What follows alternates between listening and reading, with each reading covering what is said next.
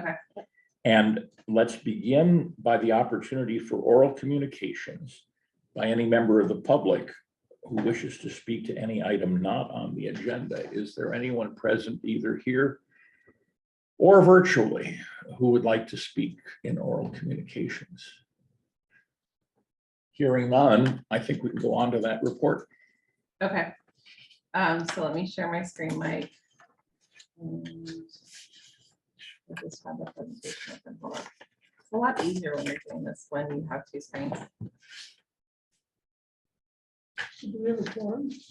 No, We think no, we don't. but since this is a lot of informational sharing and there's not actually any decision that was going to be made today, I think it's fine.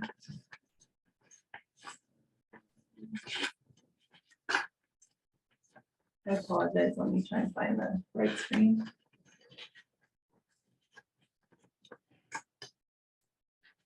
This is why I don't do tech. This is why I'm not in the tech industry. I get it up. Okay. No. So, Mike, do you want to just introduce yourself and your Sure. team? So good afternoon, everyone. I'm Mike Wong. I'll try to speed through this presentation quickly in case Al has a stopwatch on me. Do you want to, and then should we record? Are we recording this? I just started, yeah. Okay. And then do you want to go through the microphone? So people can do that? Okay, right on. All right, so I'm Mike Wong again. I oversee the operations, all the operation crews in the Public Works Division. In the Public Works Division, we actually have 5 different operations. Facilities, fleet, urban forestry, sweeping, traffic, and streets, sidewalks, and storm drains. The 2 gentlemen behind me are the managers of the last 2 groups on the list there, and they're involved with stormwater management direct, and we'll talk about what their work is directly related to stormwater management in interest to this committee. I'm always humored when I'm asked to speak about stormwater management or winter preparedness, because most people always think it's something we do during the winter. Well, on the contrary, it's something we actually do all year long, especially during the dry season, and with increased vigilance during the winter months. You'll get a better idea what I'm talking about when I specifically go into what these 2 groups do. Somehow you have the old presentation, not the short version. Oh, sorry. Okay. So we'll pause. Hal, can you stop the stopwatch? There, it's probably in this one. So let's see. Oh, shit. Ay, ay, ay. So Pam, we're gonna have you share your own presentation because I think that's gonna be easier.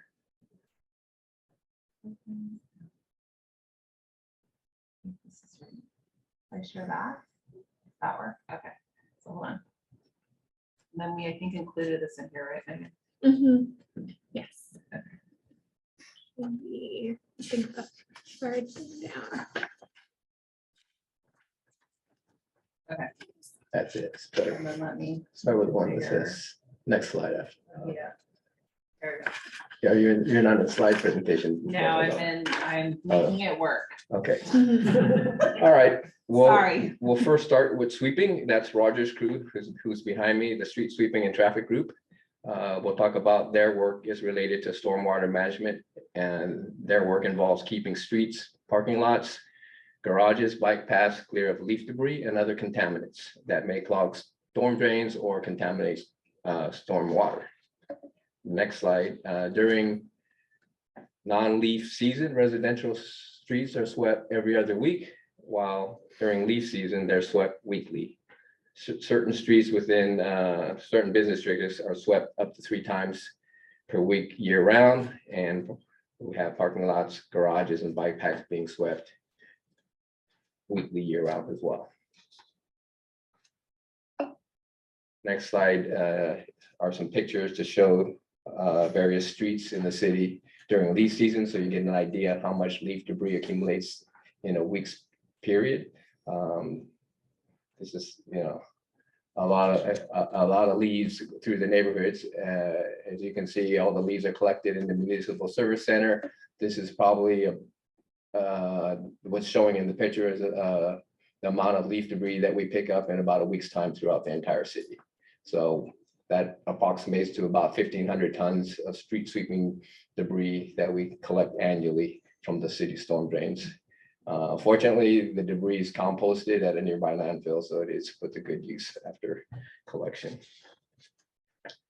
The next group, Oscar, who's behind me also, his group, the Street Sidewalks and Storm Drain Group, manages water flow in our streets and sidewalks through curb and gutter maintenance, storm drain maintenance, pump station maintenance, catch basin and outfall maintenance. City currently operates 9 pump stations with 2 new ones on the way. This group also maintains all this, Oscar's group also maintains all these pump stations. They also inspect and clean more than 5,000 storm drain catch basins and culverts throughout the city. They also camera and hydro flush more than 110 miles of underground pipelines in a 3-year period.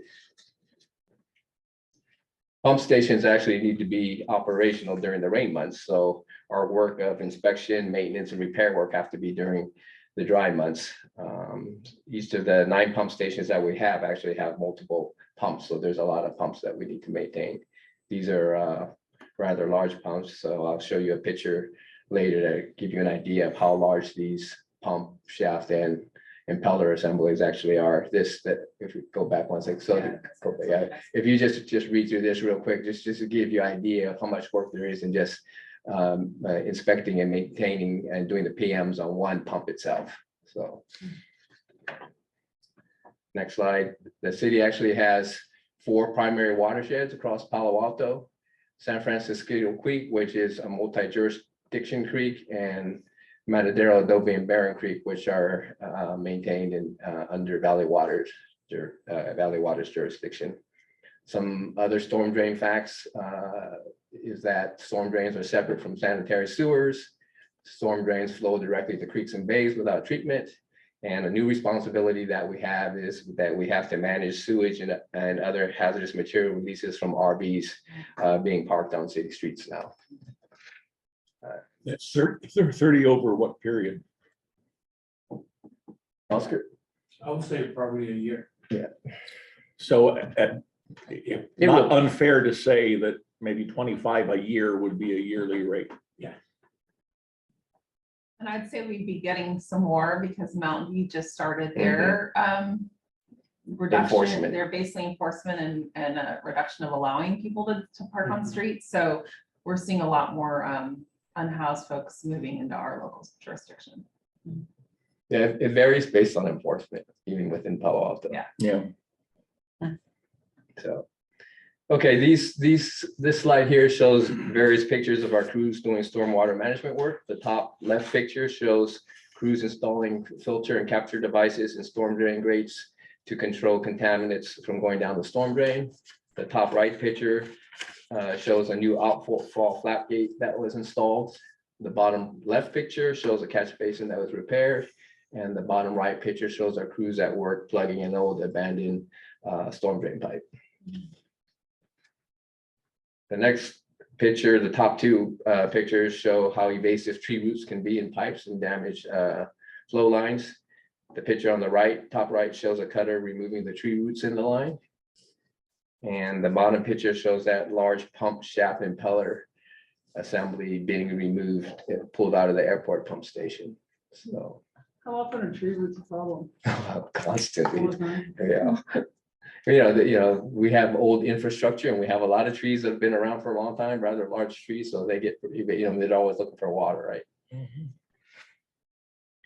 In this slide here, the top picture shows the work crews did to install new curb and gutter and asphalt in this neighborhood to manage water flow when curbs and gutters get damaged by tree roots, per se. The bottom photo shows asphalt grinding and paving work to manage flow lines to prevent flooding in neighborhoods. So these are all done with in-house crews, these pictures that you're showing here. Okay. These last photos here show the work that crews did to install 120 linear feet of new storm drain pipe in this particular neighborhood. And, as you can see from these pictures and the work that I've described, our stormwater management work is all year long, especially during the dry months, not just during the winter months. In the winter months, we actually want to be more vigilant and be able to respond to issues that, urgent issues that come up. This next slide shows you a checklist of the critical work that we set for ourselves that we have to have done before the winter season gets underway. So, by October 15th, the goal is to have San Francisco Creek inspected and cleaned up, all the flap gates in the city inspected and exercised. We don't want them to be frozen. We want them to make sure they're working when they need to be during the winter months. So we make sure they're operational. Green stormwater infrastructure and full trash capture devices have to be inspected and cleaned by November 15th. We hope to have all the wet well cleaning done in all the pump stations, all the inspections and cleanings done of all the storm drains citywide, and all the inspections done of all the culverts and at all the locations throughout the city, and having our crews assemble at least 5,000 sandbags for the residents to use during the winter months. The next slide is just a few miscellaneous maintenance items that we, the same groups do. We don't have to go into those in detail. We'll move to the next slide. This slide is just a reminder that the city has several sandbag station locations. Two of them are managed by the city at Rinconada Park and Mitchell Park. There's actually a third sandbag location at the airport, managed by Valley Water. For our sandbag locations, we'll pre-bag and have 5,000 bags ready to go at these locations for the community. Once those are used up, then, they'll have to load the sandbags with sand and bags that we put out there for them to assemble themselves. Next page is just a reminder that the city has a creek monitor webpage where people can monitor creek levels, flood basin, tide, and rain rate information at different locations. So, we spend a lot of time making sure that this infrastructure and this system is working, because people rely on it to provide them live information, if they're concerned about creek levels near their house or flooding, things like that. So we want to make sure that the information is accurate. The next slide is just a reminder to everyone that, with king tides and heavy rains, that expect localized flooding. I think people tend to forget that the city of Palo Alto is below sea level. So, whatever rainwater we get, we're below, so it's just going to come back to us. So the next slide is just to make everyone aware of Valley Water's jurisdictional areas and their emergency contact information. The city's emergency contact information can actually be found on our website. So that's always readily available. So short and sweet and fast. That concludes my presentation. Is there a URL for this? Is this live? Can I? Oh, yeah. And Yeah. what's the URL for? We'll send you the link. I mean, there's actually a if you go on the City of Palo Alto website, I think there's a link that actually says Creek Monitor webpage. Okay. I'll send a link to that. Yeah, we can send it. It's also under the Public Works tab. Megan will include that in the minutes. Yeah, you wanted. Questions now? Yeah. What would be helpful for people planting trees to make them more compatible with infrastructure? Is it just too many places at the end for the? Well, to avoid? I always tell people, remember, little trees grow up to be big trees, right? Because, one of the common mistakes is people always put, well, for instance, for me, is they plant trees on fence lines. Well, half that tree is going to grow past that fence line, right? So the same thing, if you want to plant them, it's not healthy for the tree to be overcrowded as well when you plant them too close on the street front there. But we have people that could advise the tree. We have many tree ordinances and things that can make recommendations. There's urban forestry staff that can make recommendations as well. So what's the word? You want to plant trees that are, I always get the terminology wrong, is that are native to the area as well. And so I mean. You want to be careful. You got to look at if you're going to plant it near a sidewalk, you want to plant certain trees are better at those locations than, in the middle of the yard, say, because if the trees are more surface roots, Actually, one comment is a lot of native trees don't have space, have enough room in those places, so we tend to plant a lot of trees that aren't native. But I'm just wondering if there's, I mean, I'm involved in a lot of tree planting, so I'm just wondering what more we should be looking at. Well, We have an urban forest division. Yeah, we have, and they would help with that, but we also have outside or volunteer organizations like Canopy that could help advise with that kind of Yeah, I'm stuff. part of Canada. Okay. So you know, I'm just trying to see what other data we might be able to use that would be helpful. well, Exciting. well, you know, Peter or Derek, who you've probably worked with, could better provide that information. Okay. I won't quote you, but what do you hear? Across the country, maybe this doesn't happen in Palo Alto, but what do you hear about cities that just run out of money and don't do much of this? Well, I think of some cities, large cities we could name in the east that have financial problems. You're talking about maintaining the infrastructure? Yeah, and they have, some of them have snow removal too.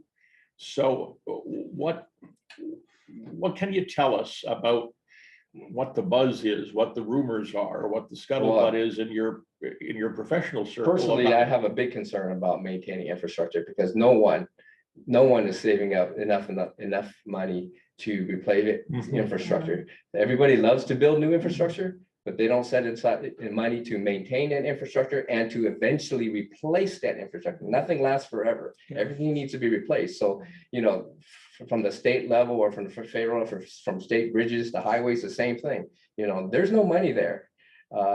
Things are going to start degrading. I mean, you see our roads, it's pretty much just patchwork now, right? I mean, it's too expensive to replace. So, I mean, there's cities, yes, that are worse off than us because there's a lot of cities that don't have a lot of money. Even cities that have more money, they're not doing enough. So what's the scenario in a worse off city? Do they start having, lakes at intersections because the So basically what you're doing then is what I call band-aiding. Instead of replacing infrastructure, you're just doing temporary band-aid repairs. So same thing with roofs on buildings.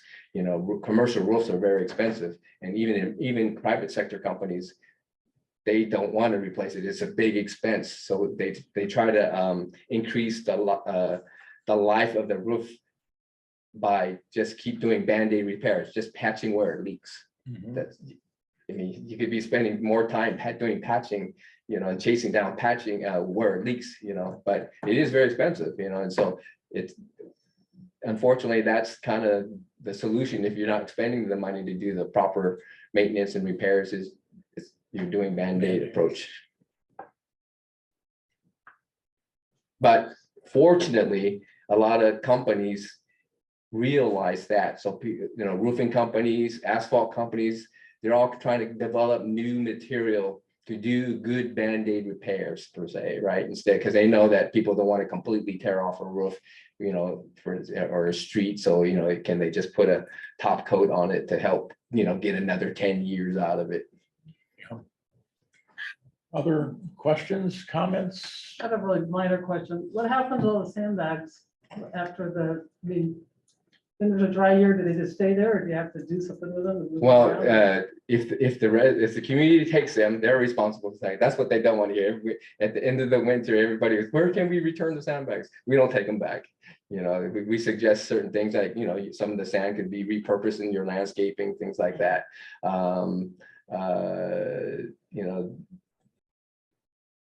Whatever sand, we try not to stock too much. When I've gone by the sandbag location at the end of the season, it's not like there's a pile of sand, but Oh, okay. we do that. Yeah, some residents, they do return them to the They sandbag just dump it. station.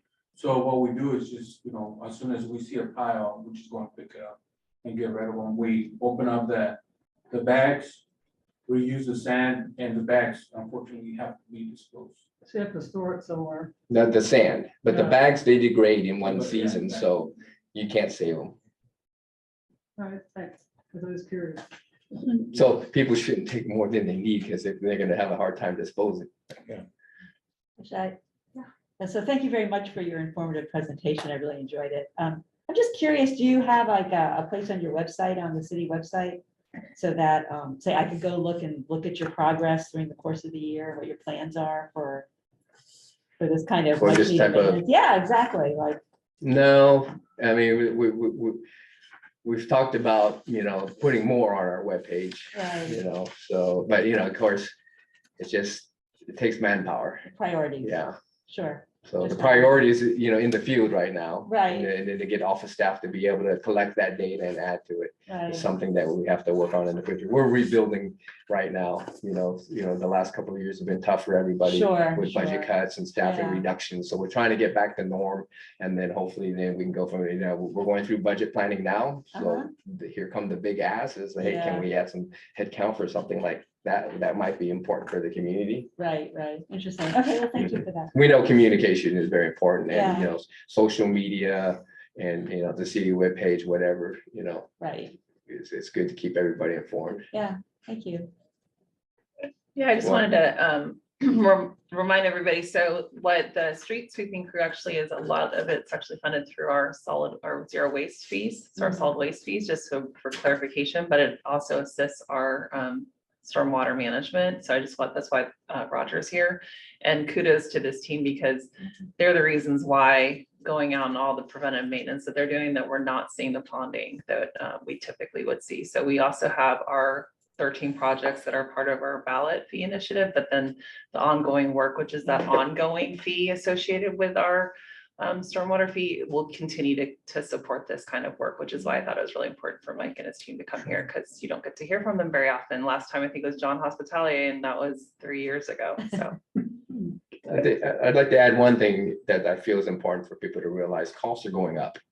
Okay, even for the contractors that we hire to help us do our work, we're now required to pay prevailing wage. So the costs are just going, and there's something that we have to, the ballot measures contribute so much, but is it going to keep up with our actual costs? So that's something we have to make sure everybody's aware of, that, that we have to consider moving forward. Sure. Well, thank you. You're welcome. Thanks to all of you. Thank you. Appreciate your time and appreciate your being here. Yes, Thank you. thanks. okay. Okay, Thank you guys so much. we're gonna go hit the streets then. Yeah. Thank you. you. Thank you. Very valuable. Thank you for doing it.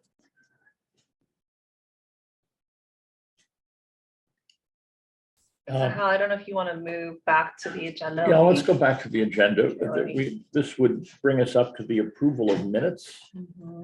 Because we have a quorum now. Do we have a quorum? We have 4 out of 7, right? Yes. Okay. Right? I apologize for being late. Traffic, I just can't control the traffic. No, you can't. You kidding? Whoever, I got 45 minutes of it. whoever's taking, you're taking minutes, whoever taking minutes, we now have a quorum as of whatever it is, 1:25. So we now have a quorum, and the next item is the approval of minutes. Does anyone have any corrections or additions to the minutes? I had a minor comment. There was, I don't have it in front of me, but it said that, I think that the two of us, I can't speak for David, but wanted to have a full rebate for the rain barrels. I don't remember if I said that, but my concern was to make it easier to get a rebate. I had to apply 4 or 5 times and called them up, and it took 9 months. So that was my concern. I don't have an issue with the $10. I think you want to have a little fee to make sure people care. Marilyn, if you want to look, this is what the notes say. I don't think it actually says a full rebate. If you want to look at No, it. actually, I was in, It's at the full cost of a rain barrel with an additional rebate after. yeah, I was encouraging the full cost rebate with an offset after it's installed, because we are not spending that Oh. GSI money. And so to be even a bigger incentive, that's what I thought might solve 2 problems. One, use the money we have for this and encourage people to do it, because there is no cost. So I see what Marilyn is saying. It is a little misleading, but that was my initiative. not Marilyn's. Do you have suggestions for us to change, and then we can adopt it? How you would like us to change the minutes? I guess I don't have a problem leaving it like that, but I'd also want to add to somehow streamline the rebate process. Because for me, it was, if I wasn't part of this group, I would have just skipped it and asked about it. And that's not what we want people to do. Thank you. Okay, well, we'll have those changes in today's minutes, subject to those changes without objection, the minutes are approved. We must now consider and adopt a resolution authorizing the use of teleconferencing for our oversight committee meetings. Would someone care to make a motion that would authorize continued use of teleconferencing? So moved. So move. Is there a second? 1 second. So that has been moved and seconded. Is there any objection? No. Without objection, that's approved. Discussion on onboarding feedback. Okay, Get your slide. yeah. Okay. So it occurred to me at one point after I quietly celebrated my 1-year anniversary on the committee that I think I might be the first new person to join the committee since it was formed. For Ron, Oh, Ron, well, he attended meetings, so feels like we're part of it. Okay, so I'm wrong about that, but anyway, it No, felt. you are, yes, you're It right. felt You're in right. some way. So first of all, a big thank you to the staff and also to Hal and Karen for welcoming me to the committee. The staff helped me through all the admin stuff, the oath and the forms and the questions.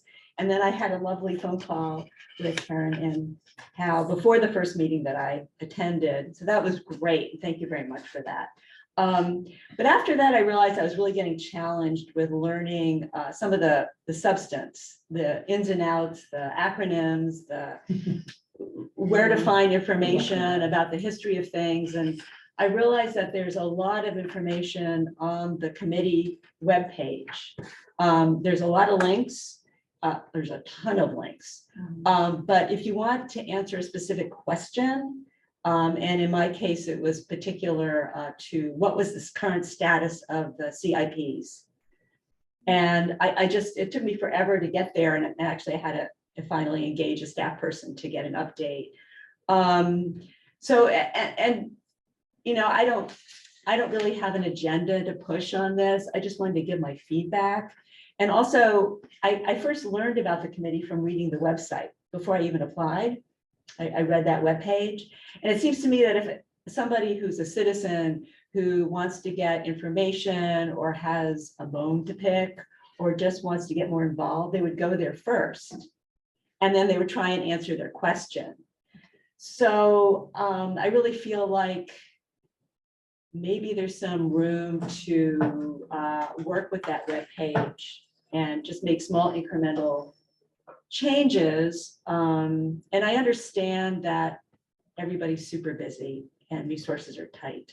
So I'm not trying to push anything in a time schedule. I just kind of wondering if at some point, maybe we could just have a little conversation about what is the point of the webpage, who's the customer, the intended customer, and maybe just get some clarity on what is the process for looking at it from a life cycle point of view, when it should get updated, and what is the process, how do you do priorities?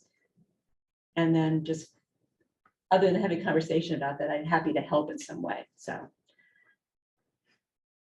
That's my monologue on this. I've got some questions. Just blue skying for a second. Okay, What if we were to brainstorm a single page that would be from us, that would be from the members of the committee, that would say, if you're our neighbor and you want to know about what our committee does and what the stormwater management program is, here are the 4 things you need to know. yeah, And just, high level messaging, right.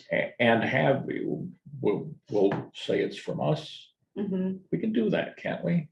Can't we have a welcome page that's even more concise than that? Of 4 or 5 bullets. And Yeah, say, here's why you, our neighbors, have a stormwater management committee. We look at this, we look at this, we look Right. at this. wouldn't be impossible. I think if we took a fresh look at that from that perspective, we could then compare it to what's already on the page. And I think we would quickly narrow down to some possible action items, should those action items be actionable. I mean, I don't really know who maintains the pages. Our staff. Oh, the staff does, and you guys are so busy, right? Well, But I mean, these sound pretty simple changes. I could be. update the page regularly before each meeting with links and Yeah. things like that. Yeah. And this is something that sounds fairly easy to add. So Yeah. I would be If happy you- to. If you were to, I always have to worry that we don't have Brown Act violations. If you were, although I have heard that we may not be a Brown Act committee, I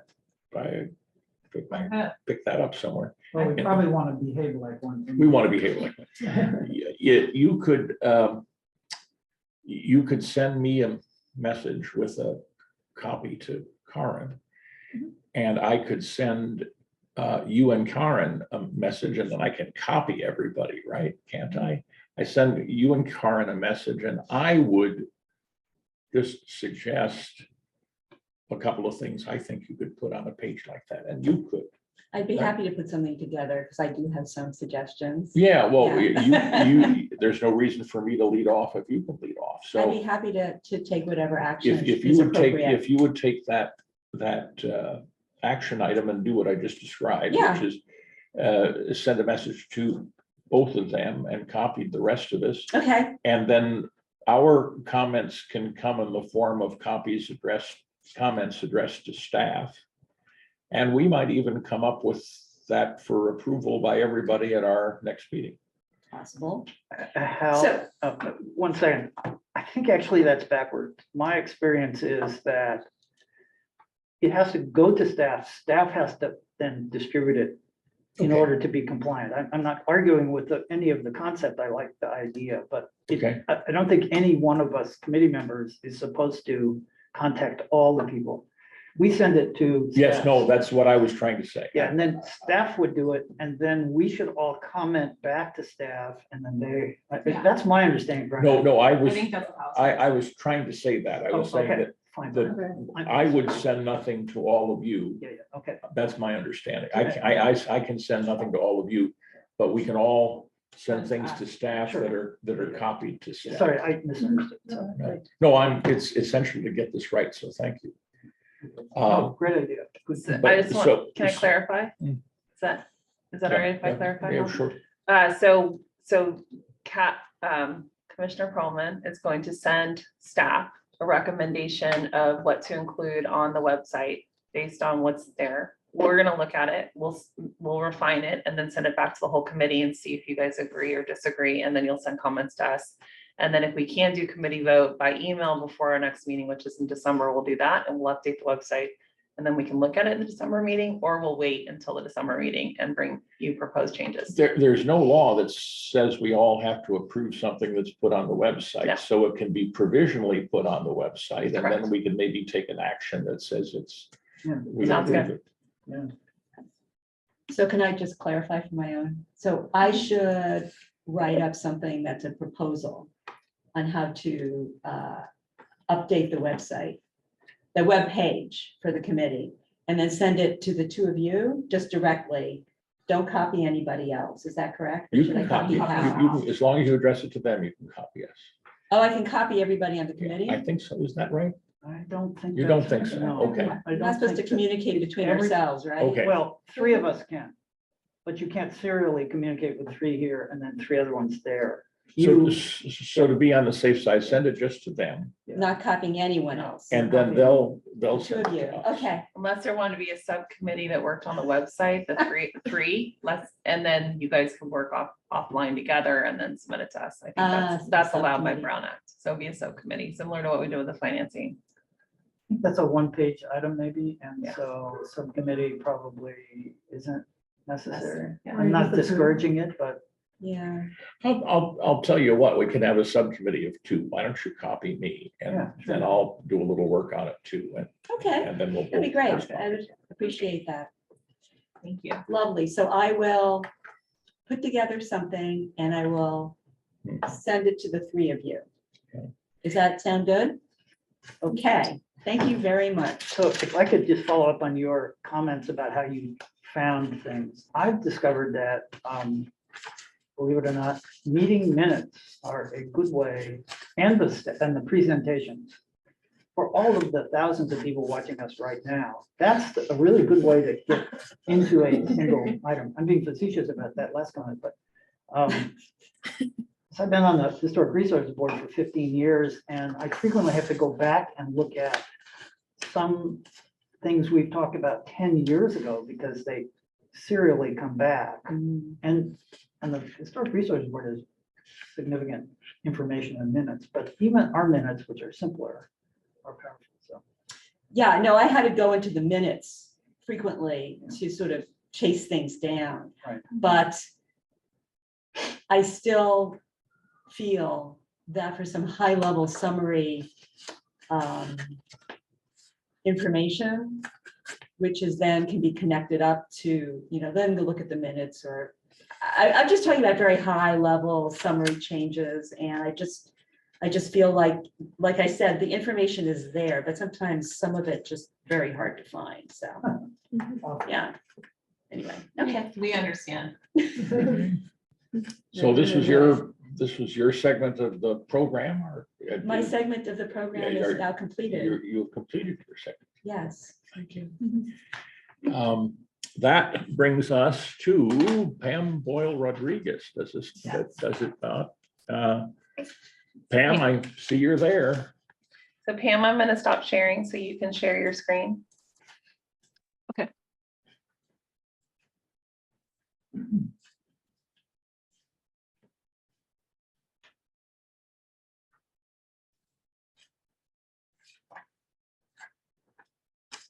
So I see on the, The floor is yours. thank you. I see on the agenda that there's 30 minutes set aside for the presentation. Is that supposed to include the time for questions, or is that in addition to? If, in my opinion, you should take all the time you need.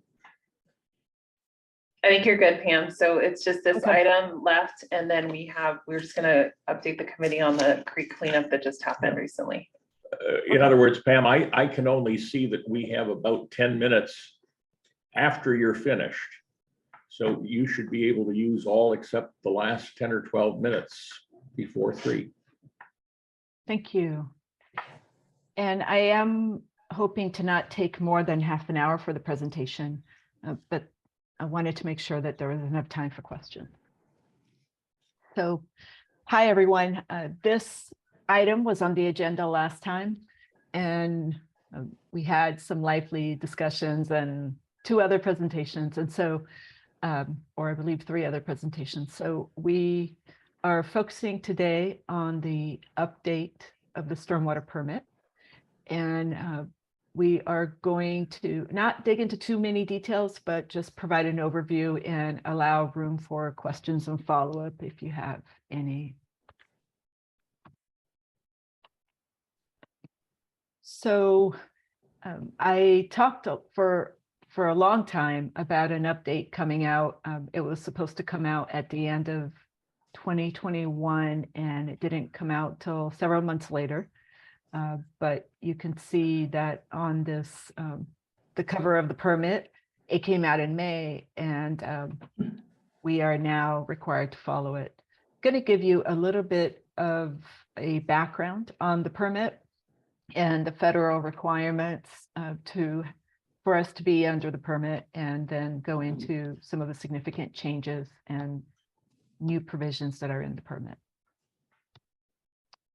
So to provide some background, as we all know, likely, the Federal Clean Water Act was enacted in 1987, and it's enforced by the EPA, or Environmental Protection Agency. The EPA either enforces it directly, or states take on that enforcement. And in California, they have our state has taken on that enforcement for a very long time now. It's for drinking water and stormwater and wastewater, but in our case, we are, there is what is called a National Pollutant Discharge Elimination System permit that focuses on stormwater. And that's what we are regulated by at the Bay Area level. There are 9 regional boards around the state that enforce different water regulated items. And so the San Francisco Bay Regional Water Quality Control Board enacted the first stormwater permit back in 1990, and these have taken on different formats along the way. But the one that was just issued is a region-wide permit. So initially they were individual for each city. They are now regional, and we are in the 3rd version of that regional concept, meaning that we call this the Municipal Regional Permit 3.0 or MRP 3.0. So that's what us in the stormwater world refer to it as. It's been effective since July 1st, 2022. However, within that permit, there are different deadlines for different provisions or chapters of the permit. So everything that I'll be talking about has a different deadline, but in general, the permit itself was effective starting in July. You can see in this map, the bright yellow are the agencies that are required to follow this particular permit because we all have similar systems, which means we have a separate storm drain system that flows, that does not flow to the treatment plant, whereas part of San Francisco does have a combined system.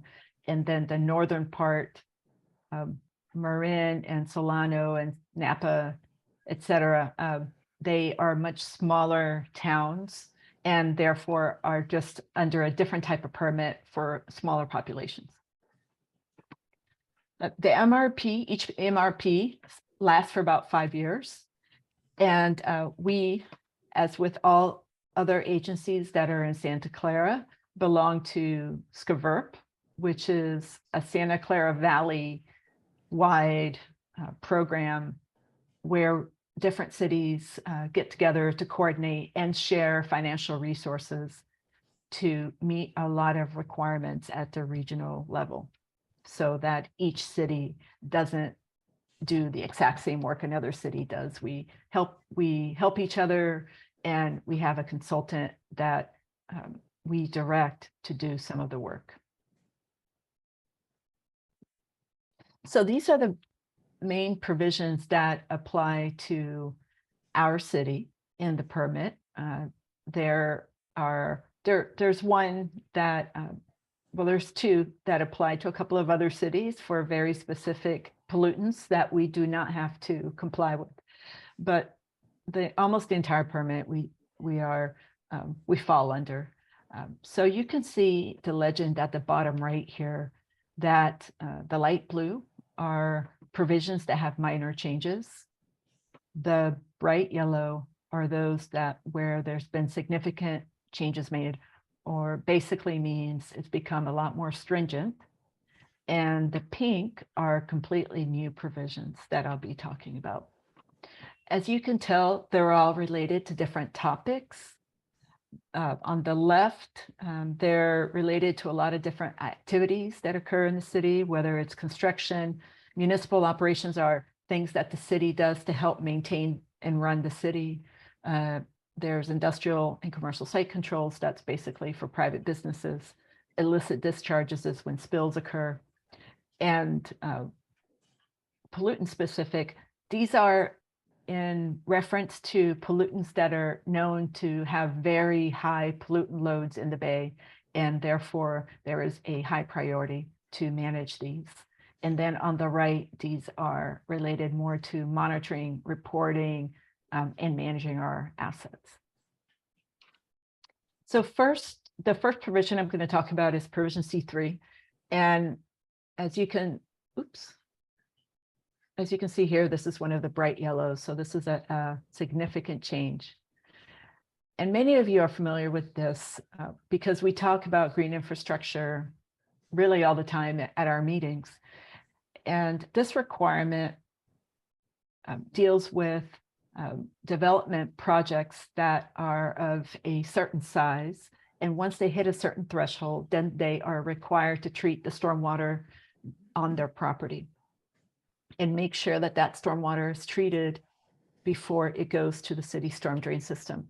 So traditionally on the left, we have stormwater that would enter a storm drain inlet, and then it would go straight to our storm drain pipes to an outfall into a creek or the bay. And as we all know, everything that's on the surface of different impervious surface, parking lots, roads, even roofs, commercial roofs, industrial buildings, everything gets taken up by water. Or even when it's not raining, there might be irrigation, car wash water, anything like that, that moves along roads, goes in the storm drain, and all those pollutants go into our bay. So green infrastructure is intended to capture those pollutants and treat them. And then whatever does not infiltrate then goes to the storm drain system. But as you can see here, the assumption is that we are then putting clean water into our creeks and bay. So this particular requirement, it looks at development projects that are of a certain size. And if so, then they have to implement what is called green stormwater infrastructure. And the way that they determine the size of a project is how much impervious surface is created or recreated on the property. So this means that, let's say that they have a big parking lot and they want to reconfigure it. So they take it all up, they reconfigure it, and they put a new parking lot. That's replacing it. Creating means that there might be a big lawn, or even not very often in our city, but maybe even an empty parcel that is, a vacant parcel that they then choose to develop. And so that's when we require that they calculate how much impervious surface is created or replaced. And then if it hits a certain threshold, then they are required to have stormwater treatment. These bottom three are different types of treatment that have to be done on site. And these type of projects that. May I interrupt you with a question? Sure. You've just used the word require, okay? The developer or the person redeveloping the parking lot is required to do what? Tell me about who enforces that requirement. You're talking about a permit, which I would think directly applies to and governs us as a city. How does the developer feel the pinch? What ordinance or what statute or what regulatory regime is the law that is making the developer do this? That's a good question. So the permit basically says, Palo Alto, you have to do all these things. Right. And we are giving you the authority to do all these things. But in order for us to do those things, then we have to, memorialize it in an ordinance. So we then have to put the information into an ordinance and regulations that we then can make available to, after it goes to council and adopted, make available to the private projects so that they know what they are required to do. So this is regulated, I, the developer, am regulated by a city ordinance when it's finally passed.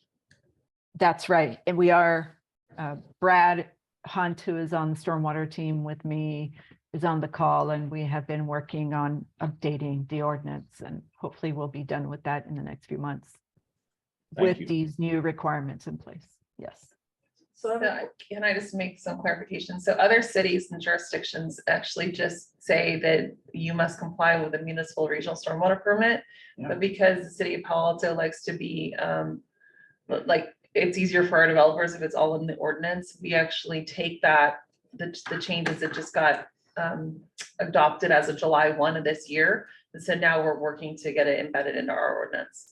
But there are two different ways that we can do it. And so Pam and her team have decided we're going to put it into our ordinance because it just makes it easier. And then we're also going to have a separate regulation document that can be easily changed. So to streamline it for our developers, it's really clear for them. Does that apply to the schools? I know several years ago, we talked about redoing the parking lot, and I don't know if they ever got followed up on. Schools are under a totally different jurisdiction because they're a school. So it's, Pam, they're under a different permit. They have to follow a state permit that is separate from this one. So we're actually not allowed to require schools to do anything at the end of the day. I know a few years ago, we discussed perhaps working with them and helping cover some of the costs. Is that still an option? I have no idea what their status. We can definitely partner. We definitely partner with them and share resources, but we can't require them to do anything. We have been, we have met with Hoover, I think it's, yes, Hoover on Charleston Aristodero. They are doing some improvements, and we have talked about expanding some of their green infrastructure that they're doing on their property into Charleston Aristodero. As you know, we already have some green infrastructure there, so it would add some additional treatment, and we have offered to pay for that if they're willing to maintain it. They're figuring some things out with their project, so we're on hold, on pause, really waiting to hear more. But that is the first time that we've started to talk to them. And then there are, I can't remember the name of another school that's planning to make some improvements, and we've also touched and been in touch with them so that we can try to leverage that project. I have a question. Pam, when you use the word developer, I'm kind of jumping to the next slide, but that's anyone that wants to change something on a piece of property. It's not like, say, Stanford University development at the Stanford Shopping Center. I mean, developer is a broad term, or is it a specific term? It's a very broad term. So it's really anybody that makes changes. Yeah. Resident, anyone. Yeah, residents, that's where I'm going with. Yeah. Okay, thank you. Sorry. Commercial, institutional, residential. Yeah, okay. Sorry for the interruption. No, it's fine. So one of the major changes that are going to happen because of the new permit requirements is that the regulated project threshold, and as I mentioned, the regulated projects are projects that trigger a certain threshold and are therefore required to have stormwater treatment on site. So the project size threshold has gone down. So before it was 10,000 square feet, it is now 5,000 square feet for city projects, commercial and industrial projects, and multifamily projects, but not single family homes. So you can tell on the second bullet here that single family homes, that threshold is now 10,000 square feet. That's a pretty large lot because, as I mentioned, that's not including landscaping or trees. It's just including impervious surface. So it would just be the structure that they have, including an ADU if they have one, driveways, sidewalks, all that has to be added up. And if it's 10,000 square feet or over, then they also have to have stormwater treatment. We don't run into that too much with single family homes. However, it probably will be an issue for some duplexes, triplexes. Sometimes people tear down a single family and put up a triplex. So those will be required to have stormwater treatment. Also, a lot of city projects now will need to have stormwater treatment. Adding new roads or lanes, that was an existing requirement, but it was at a higher threshold. It was at 1 acre. It now has gone down to 5,000 square feet. And then this third bullet, there are some sidewalk repairs. For example, if there's ADA improvements, what's called a sidewalk gap closure, as you know, when you're walking and the sidewalk is unsafe to walk on, we need to repair those. All those tend to be on a large contract that gets approved for the following fiscal year. And then a group of projects go on that, what we call a CIP or capital improvement program. And we do it all on one contract with one firm because it's cheaper. So if all those different projects throughout the city add up to at least 5,000 square feet, then we'll be required to put in stormwater treatment. And it doesn't mean that we have to put in stormwater treatment at each of those project locations. There is there's a calculation that has to be performed, and then we have to treat for, we have to put in green infrastructure that's sized at a certain like sizing factor that's proven to treat pollutants for development that's a particular size. And the last one here is also if we're doing. There's a question, Pam, there's a question. Sorry, Pam. So the footnote on 5,000 and 10,000 square feet defines that it's just impermeable surfaces, not lot size. Is that what I'm understanding? That's correct. That is correct. Yeah, that might be, I don't know where that footnote is because I couldn't find it, but I presume in some published version of this, there would be an explanation of what that footnote means. Well, that's the square feet. Not a So- footnote. Oh, it's not, okay. No, I'm it's square sorry. feet, not a footnote. Oh, okay. You're fine. So up here, I was describing what it's meant by a project size of a development project, how much impervious surface is created or replaced. And so that's where I was trying to make that connection so we all remember that we're really talking about impervious surface. Right.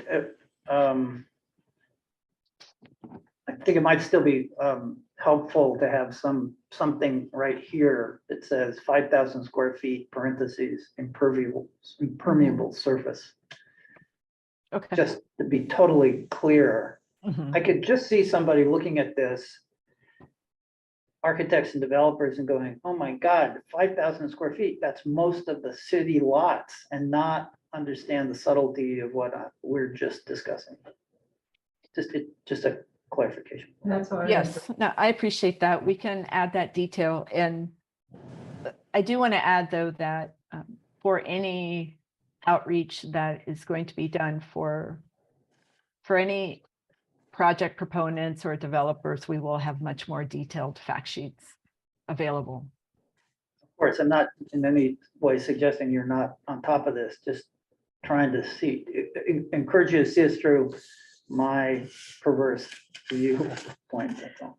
No, we appreciate that appreciate because that. we're gonna need to go back. We're gonna actually need to go and do public meetings regarding all these changes, just to notify them that they're happening. This isn't something we're going above and beyond what's required, but we still need to do our due diligence. So that helps us when we're guiding our outreach. So thank you for the feedback. All right, it's on to you, Pam. And so this last one talks about when we're doing different road reconstruction projects or widening pavement, or also for utility trenches that are a particular width, there's a threshold of 1 acre. And this is contiguous, meaning that if it's one block and then there's an intersection and there's no project, and then there's one block and there is a project, it all has to be added up. So nothing has to happen at the intersections between the blocks where the work is being done. So as you all know, we worked on a green infrastructure plan a few years ago, and the intention and also requirement in the permit was that we would then have identified some next steps and talked about and identified how to implement the GSI plan. And part of that is to identify how to integrate green infrastructure into planned city projects. However, what happened when those plans were submitted to the Regional Water Board, they were not happy with what some cities committed to. And because of that, they added a new requirement in the permit. So we still have to work on implementing various things in the GSI plans, but we also have been given what are these required targets. And in our city, the way that the ratio is, it's for a population, for every population of 50,000, you have to treat 3 acres. In our city, because based on a population of about 65,000, we have to treat about 3.92 acres. So in addition to those requirements I told you about, and then in addition to needing to implement GSI in all our different projects, capital projects, we also have to treat an additional 3 acres in our city. And this is over the next 5 years during the permit term. Okay, so before I move on, does anyone have any questions about that provision? Yeah, I have a question. So are you saying that the 3 acres is in addition to what's already been implemented? That's right. Okay.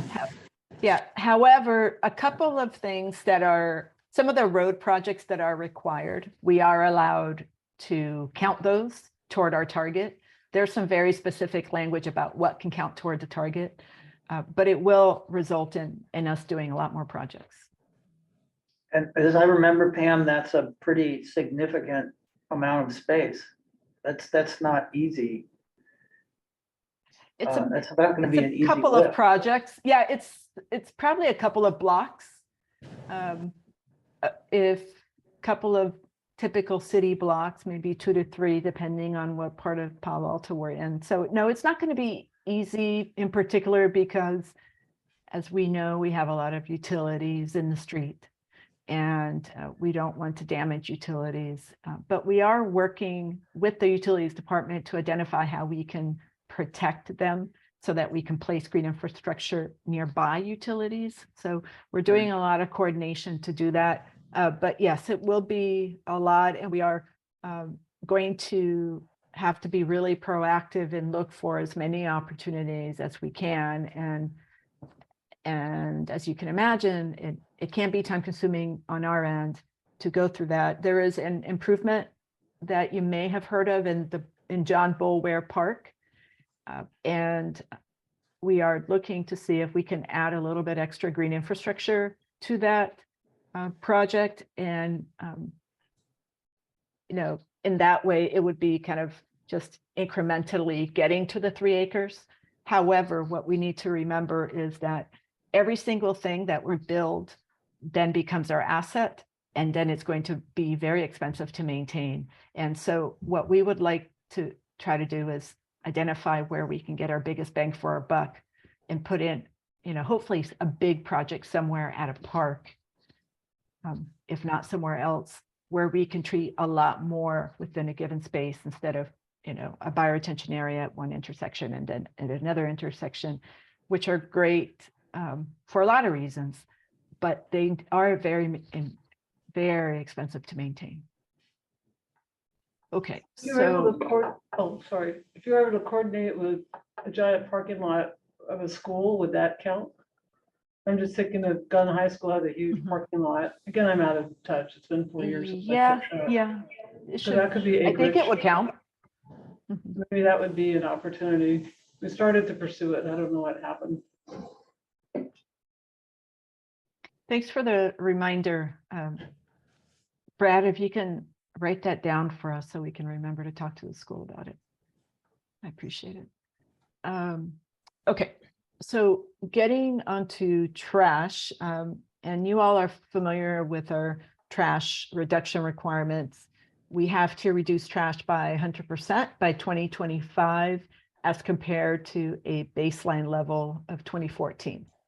So there's been a new benchmark added of 2023. And so we're doing a lot of work right now to try to get there, and reassessing our whole city and seeing if we can adjust our baseline. And so far, it's been looking really good. And I think we are going to be able to adjust our baseline and gain some trash reduction credit, because basically we have less trash than what we said we had in 2014. That may be a side benefit of COVID, but we're going to take advantage of that. So we'll bring an updated trash reduction plan to you in about a year with some updates on that. Nevertheless, 2025 is around the corner. And at this point, we're only at 85%.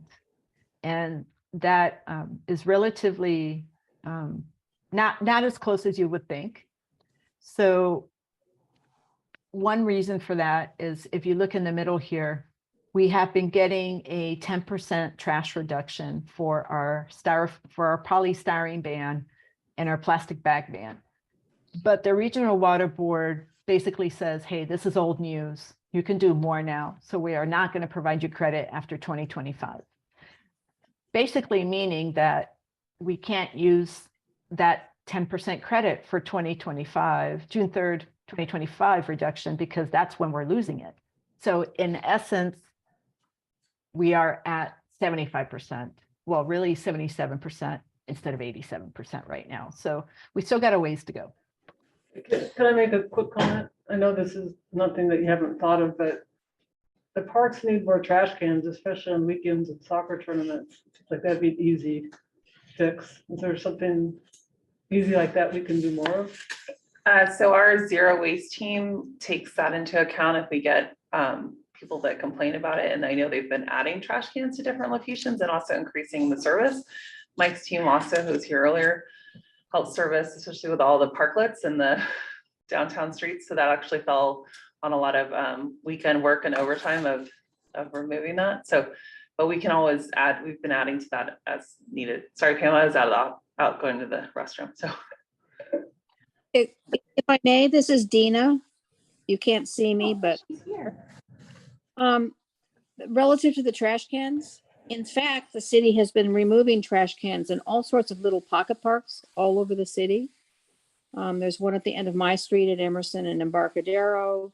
There's a small park on Cowper near Gamble Garden. There always used to be trash cans and they've been removed. And when asked to reinstate them, the Parks Department says no. So you might want to look at that. There's something going on. I suspect from the Parks Department standpoint, it's a cost reduction issue. But you know, somebody has to pay. So maybe you don't want to pay and Parks should pay. I don't know how you work it out, but It is a staffing issue, which is why they tried to remove them from all the smaller parks, but the larger ones they are trying to address and put in more when needed. From a residential standpoint, it's stupid because there's no place to, you know, I used to pick up trash and I'd put them in those trash bins, but now there's no place for me to put the trash. And so it sort of goes on and on. I'm not sure it makes any sense, but that's my 2 cents. I'm off. Just to let you all know, we are reassessing all the parks as well and identifying where we do have trash, and then we will be identify the activities or actions that we need to take to reduce that trash. The downside, however, is that there's a very particular way that we receive trash reduction credit to meet that trash reduction requirement.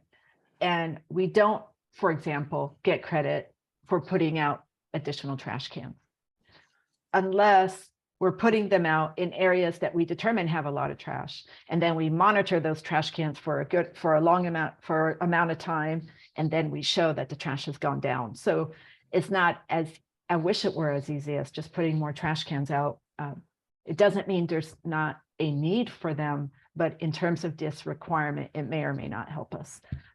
But we are definitely getting a whole new sense of trash in the city. And actually Brad and one of our other new staff, Olivia, spent many summer days going out and looking at about, I think it was around 570 parcels around the city, trying to using a particular approach and measuring how much trash we have. So as you can imagine, it was a lot of hours, but we do have more information about where we're at in terms of which properties tend to have more trash, including our own city properties. So we are getting more information, and it could make sense. We'll think about how we could go about getting more information from you all if you know of any trash hotspots as well. This one requirement all the way on the right is where people well, commercial properties are going to be affected. And this is commercial properties that are deemed to have trash. Starting, I think it's in 2025, they will have to start putting trash controls on their property. And without getting into details, basically they have private inlets on their property where trash goes in there and it immediately goes to our storm drain system. It doesn't go to the street surface where our street sweepers can go by and pick it up. It goes straight into the storm drain system from their property. And so they will be required to put in trash controls. So that will be part of our new ordinance. And they'll also be required to maintain them. I'm sorry? I was saying they'll also, They'll also be required to maintain them as well, the private property owners. They will, and the city is required to inspect them to make sure that is happening. Okay, so moving on to provisions. I have hi, sorry, so in walking around, I observed that whenever there's a construction site, it seems to attract trash. And in particular, inside the construction gates, there's a lot of trash that builds up, which I totally understand. And then eventually they clean it up, but sometimes it blows around. Is that something that you already have oversight on, or is that not under this purview? We do keep an eye out on construction sites. We only have one inspector who has that responsibility to inspect them in addition to a few other responsibilities. So we focus on parcels that are 10,000 square feet or larger. And so if these are smaller projects, we are not inspecting them. However, our building inspectors do go out there to approve various requirements. And so I think, thank you for pointing that out, because I think that's something that we could ask them to help us with. And when those that we do inspect, we do ask them to clean up trash if they're there. If they're not maintaining their trash cans, and if they have trash, they're supposed to be cleaning their site at the end of each day. As we all know, that probably doesn't happen, but that is the requirement that we give them. And if they don't do that, then we may or may not catch them, because we only inspect them once a month. So yeah, so that's really at the end of the day the problem. But we can reach out to other inspectors and remind them to help us out on that. We do have other inspectors that call us sometimes when they see issues, even if we're not regularly inspecting them. We will go out there if anybody calls with any issues. So even if any of you all ever run into issues, please contact us and we'll go and inspect and make sure that they clean up their site. And single family homes, by the way, we don't conduct stormwater inspections at all. Okay, moving into PCBs and mercury. So those of you who have been in Palo Alto for a long time know that there were certain types of businesses where they were, electrical type business or biotech or anything like that, where they may have had PCBs on their property. And sometimes also mercury. And both of these pollutants, they don't dissolve in water. They attach themselves to soil particles. So any area that has been redeveloped, if they still have some landscaping on their property, they may still have PCBs of mercury on their property. And so that's why we are required to try to do something about the sources in the city. Just PCBs were used to control dust on the train tracks. So that's a large issue in San Jose, for example. A lot of PCBs have been found on their train tracks. A lot of caulking for bridges, windows, doors, old electrical equipment, transformers, etc. Mercury, there's a lot in our air that deposits throughout the Bay Area, in addition to some sources that still exist, including some mines upstream of us. So we are required to, one, continue some of the programs that we've already been doing, which is identifying properties that may have PCBs of mercury on site by carrying out sampling, really paying into a county program that does sampling around different cities in Santa Clara County. Also, we have already an existing program from the last permit period where we make sure that sites that are being demolished that were built between the height of the PCB production before the production was banned. If those areas were built during that time, then they likely have caulking in their windows or their doors, maybe in some other materials.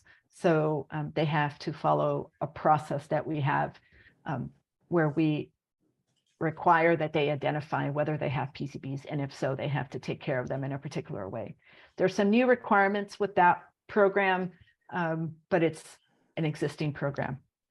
Also, our utilities department will have to make sure that they're controlling PCBs. And now during this permit term, they will have to, we have some additional documentation and best management practices that have to go online. And we have to make sure that all transformer materials are gone from all our properties. I would say that the two big ones are these two new programs where we have to do a lot more in areas where PCBs have found, maybe increasing street sweeping, increasing business inspections to make sure that properties are cleaned, making sure that there's more street sweeping on private parking lots, making sure that sediment is cleaned, et cetera, because we have to make sure that we put treatment measures in place in old industrial areas across the county in at least 664 acres in total. And then the other item is that anytime that we're replacing a bridge, we have to remove caulking that's along the bridge and dispose of that in a different way, assume that it has PCBs in it and dispose of it as hazardous in a PCB disposal location. And there's a Newell Bridge that over San Francisco Creek, and there's another bridge. Both of those will need to be managed in this way. These are requirements that are at the regional levels. So we have to now monitor whether we are indeed removing trash. So we have to measure what's coming out of our outfalls into the bay. We have to measure if green infrastructure is indeed being effective in reducing pollutants. And we have to monitor other pollutants that are going into the bay. And this is, in terms of staff time, it's not being done at the city level, it's being done at the regional level. But what this means for us is that we're going to be paying a lot more toward a regional monitoring program so that this is done, and also toward a county program. So it's definitely going to increase costs for us in that way. Pam, question about that monitoring. Does that mean that they're doing water sampling at all of the outflows into the bay? Not all of them, because it just would be too expensive. So they, based on some monitoring methodology, they're choosing places all around the bay to try to get some good sampling geographically. Thank you. Mm-hmm. Okay, and these three new provisions, I'm going to go over quickly. I have about 20 minutes, I think. So this one provision, C17 on the left, it relates to water quality impacts that are related or may be related to unsheltered populations.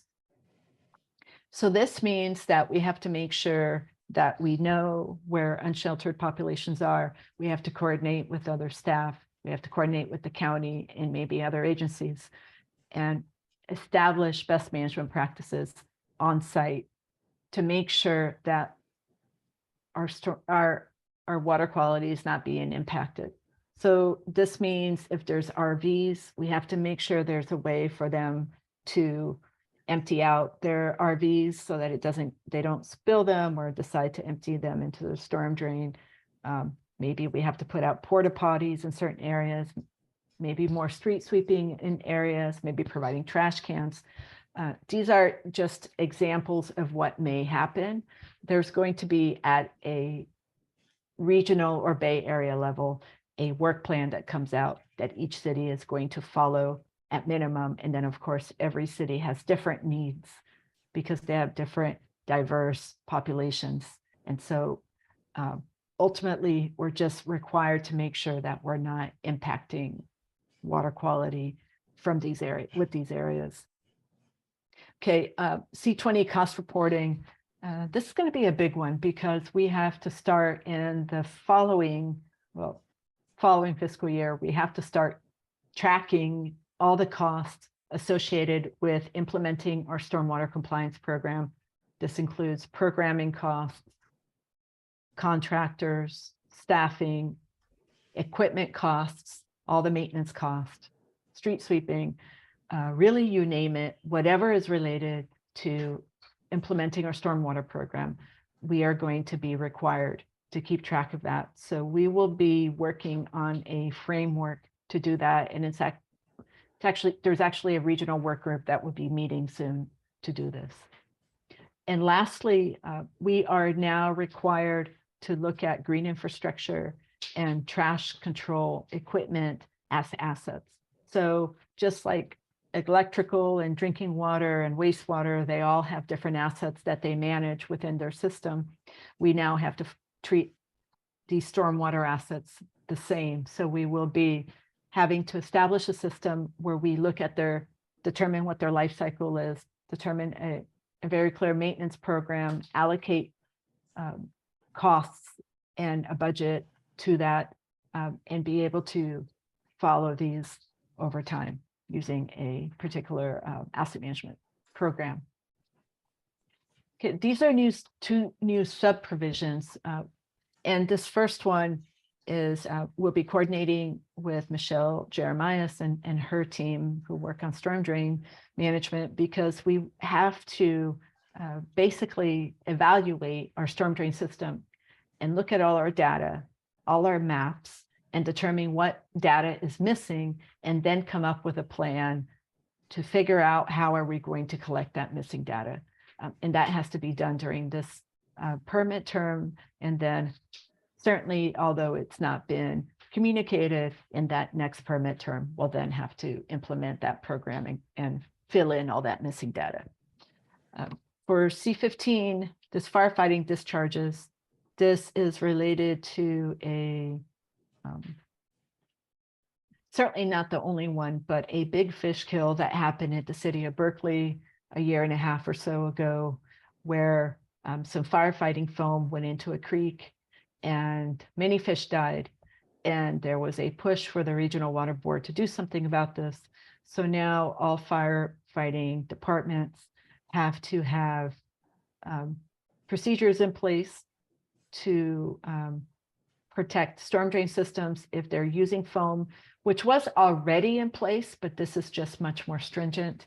And then they also have to get rid of foam that has PFAS in it, which is fluorinated compounds that hurt biological life. And then we have to look at all our industrial properties and make sure that they have appropriate systems in place in case something happens on their property. Okay, and these are the big ones. They're not all the requirements, but they're the big ones. And as you can imagine, we're definitely going to be impacted. So we have been talking about how we can do that. We have realigned some staff responsibilities so that one new staff person that will be hired soon will be helping our team, a new manager. But we still need to figure out how we can realign priorities and figure out what we can do with our existing staff. We are trying to determine how we can realign our funding as well, and also identify any new funding needs that we might have. And there is going to be a 5-year plan that comes out also from SCVRP, that regional coordinating group that that all the cities in Santa Clara County pay into, so that we can meet regional requirements in a fiscally effective way. And there are, some potential funding sources out there. As we all know, there's some grants out there, but there is a lot of work involved in applying, trying to get that grant, and then also managing it once we get it. We are trying to do as much as we can at the regional level. If there's requirements for frameworks and documents and studies, we're trying to do as much as we can at the regional level and share costs across the board.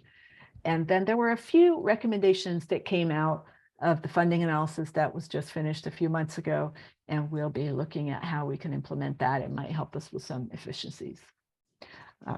But, we are very much at the beginning of trying to figure out how we can meet these requirements, just process-wise, and then separately also with our current budget and maybe with additional budget. And so that's where we're at. Any additional questions? If I say it 3 times, scaverp, scaverp, scaverp, I will be able to leave this meeting able to pronounce scaverp. You did it, Hal. You can leave. That's my big achievement for the day. What do the last 3 Ps stand for? What does it all stand for? The Santa Clara Valley, okay. Urban runoff pollution prevention program. Urban Runoff pollution. runoff, Pollution prevention. pollution prevention. Prevention program. They've been around for a very long time. With a very bad acronym. Super. Welcome to the acronyms. Every industry has different jargon. And they're working hard to outdo the Defense Department. Thank you. Excellent presentation, Pam. Yes, really good. Any more questions? So the one thing I want to let the committee know is that we're looking, since you guys are our fiscal folks to review, we are looking at the existing fee and how we may come to with a proposal of shuffling some fee money around within. We have the ongoing, just to remind everyone, we have the CIP, that's the ongoing 13 projects, that one does sunset. And then we also have the ongoing portion of the stormwater fee for routine maintenance. The fee also goes up every year. So we may look at the budget. Typically, we have not been increasing our budget every year. So there's been going into the reserve, but we may have to do that in the future. And partly we are anticipating going to the reserve because we already know that the 13 projects are probably going to cost more than we estimated back in the day. As we know, everything with inflation is going up. But we are looking also at potentially the, just to give you a little teaser of how we're trying to juggle the money around. You were saying that we're not spending the money on the innovative project fund, but we also need money to maintain our GSI feature. So we may end up asking the committee to reshuffle that money around so we at least can maintain the green stormwater infrastructure that we have put in the ground. So that's one thing we're going to probably come to you, but we're currently crafting budget at this point in time. So it seems to me that these new requirements still are maintenance requirements. And it's a perfectly legitimate way to classify this. And I think that I would certainly support redirection of funds. This is another example of more work with no money to do it. And, there's an end to that cycle and it's not a good one. Anyway, thank you for working so hard on this. It's really, I can't imagine doing this job. Or, the job description is like totally dynamic and out of your control, but you're expected to do the same, all this new stuff with same resources or less. And it's astounding. Well, that's why we reshuffled priorities, positions that were already in. That's the joy of working for the city. We always are asked to pivot, and so we have to restructure and reorganize and figure out where the priorities are and what's a requirement versus not a requirement. But yeah, we have our, as you know, we're still down 20% of our staff in public works. So thankfully, we've hired Megan and Olivia recently, so they're great assets to our team to assist, but we still have more positions to fill, so. And thank you to Pam for her ongoing, making sure that the city is in compliance. She's finished the annual report that just got submitted this week, so that's huge. Can any of these extra costs be put on the developers where it's appropriate? I mean, it seems like a huge extra burden that you're all carrying on. So what we are looking at, any for the GSI features and the trash control devices that are on private parcels, then the developer will be paying for that in ongoing maintenance. And even our own city capital improvement projects are building that into their ongoing costs of maintaining the GSI feature if it was a requirement. We're talking about all the other Southgate neighborhood, any other GSI features that we're trying to, Charleston or Ostero, any other ones that we're trying to continue to maintain. So, because we also want residents to embrace it and not go drive by it and go, oh, it looks like an eyesore.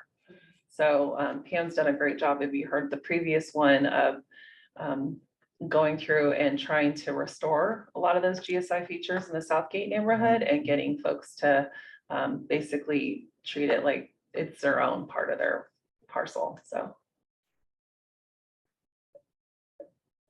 did you have a question, Bob?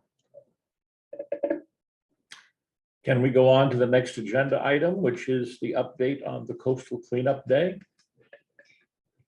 Brad or Pam, can you guys share your screen because you seem to be better at this, or do you want me to share it? Do you have those slides or do you want me to share it? I can share it. I don't have any slides, actually. Okay, I've got it. Okay.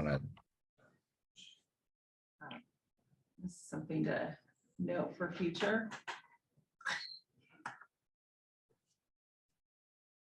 Okay.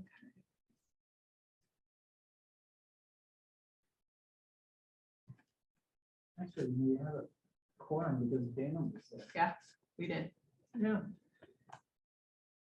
Megan, did you want to do these slides or do you want me to do them?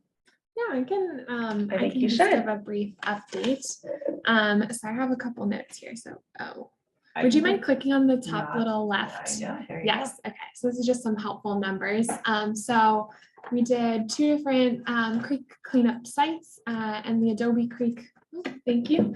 The Adobe Creek site also included a cleanup of the trash boom that's out there. And so staff did the cleanup of the trash boom. So that's pictured on the right. And we took a lot of data on everything that we collected, categories of trash and weight and things like that. And then we also had 23 volunteers at this site. Some of the volunteers are pictured on the left. A lot of people came from different groups. And so they cleaned 3 miles of the area around Adobe Creek or along the creek. And they collected 145 pounds of trash and 50 pounds of recyclables. And similarly, we categorized all that trash and separated it into trash and recycling. So we have a lot of detailed data on material types, down to, the number of tennis balls that we found, which was a lot. So that was Adobe Creek. And then if you go on, we also had, these are going on simultaneously, another cleanup at Matadero Creek. And we have 2 pictures of staff and volunteers at that site. We had 25 volunteers at that site. So a lot of volunteers showed up, which is great. And they cleaned 1.5 miles of the creek area. And similar numbers to Adobe, they found 140 pounds of trash and 30 pounds of recyclables. And yeah, we got really positive feedback from volunteers at the event and just community members who were walking past and saw people picking up trash and are, just grateful for that work. Yeah, it was a success. And that's kind of a quick overview. And we've used this data in the past. So when we went to council for a styrofoam ban or a plastic bag ban, we actually, so I know it's tedious and so Megan's new, but to understand the counting, it actually helps us.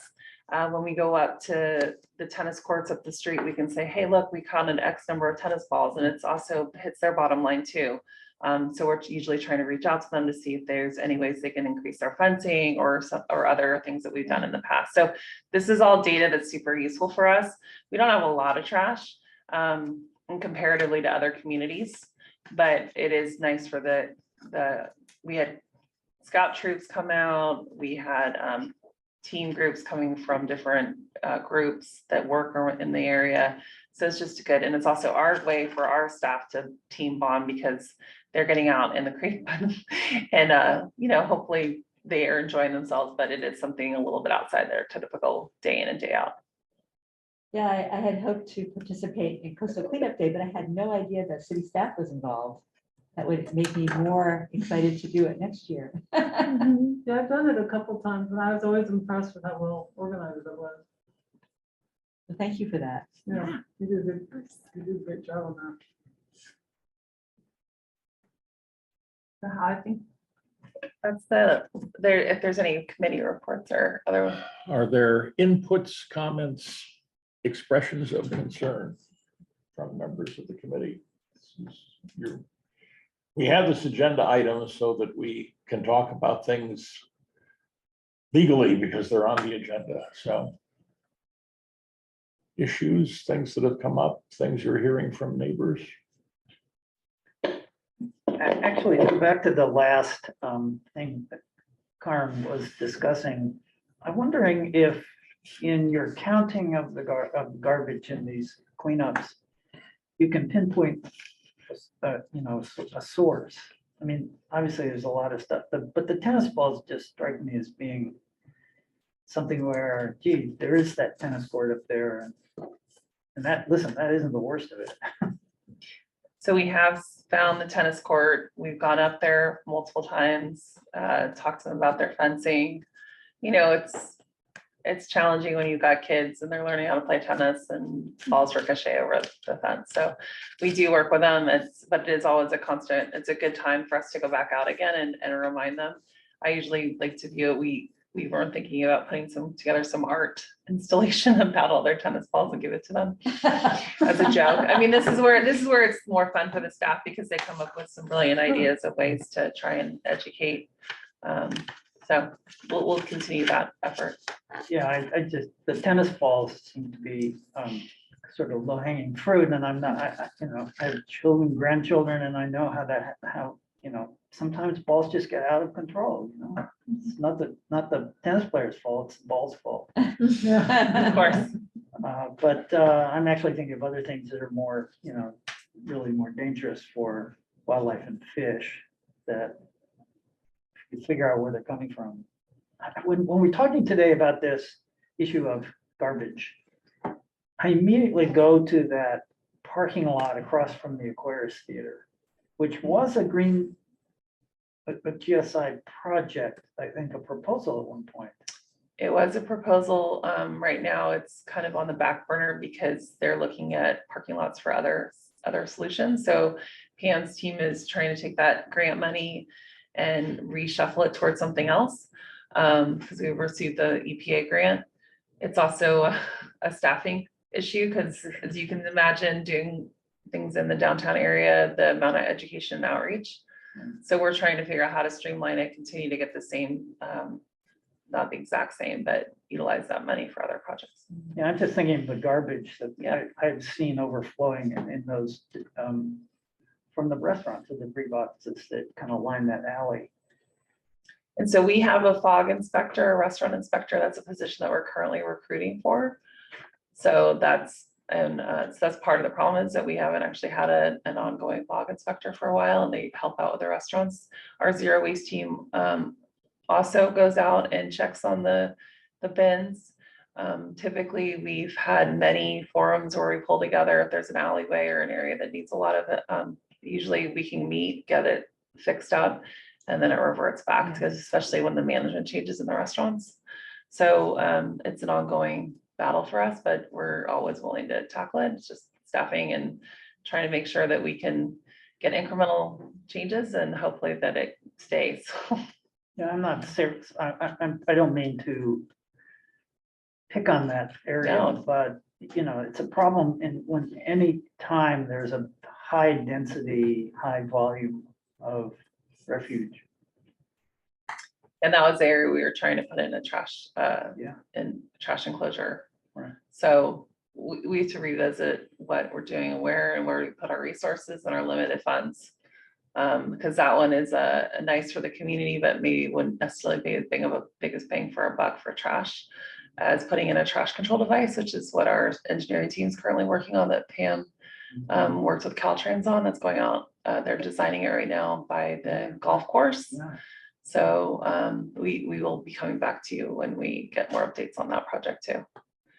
So we didn't do a CIP update because this one was ongoing from last week, but we'll probably do a CIP update in December. Is there anything else you want on the agenda? Or December 1st is our date. Next Is that meeting, December 1st. our very next meeting is December 1st. It's between 1 to 3.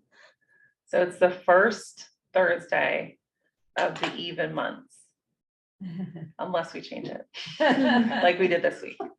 And then last time too, right? No, we No, kept the it. July, August one got changed too. Might have been, It's okay, it's all good. but that we try and have it. Yeah, So at least it's on our calendars. yeah, it's actually already, you already sent that out. But if there's, we're getting a management analyst who's starting the end of November, who's gonna help Jamie Perez, who is helping us with the storm drain fund. So I'm not sure she'll be completely up to speed by December 1st, probably not, but I'll be pulling together some budget stuff. Megan might be helping with that. Jack of all trades. Thank you, Karen, for your hard work always. Thank you, everyone. Thanks, Pam. If there is no further business and no objection, we can adjourn at 2:46. Amazing. All right, it is amazing. So much covered in so little time. Thank you very much, Pam.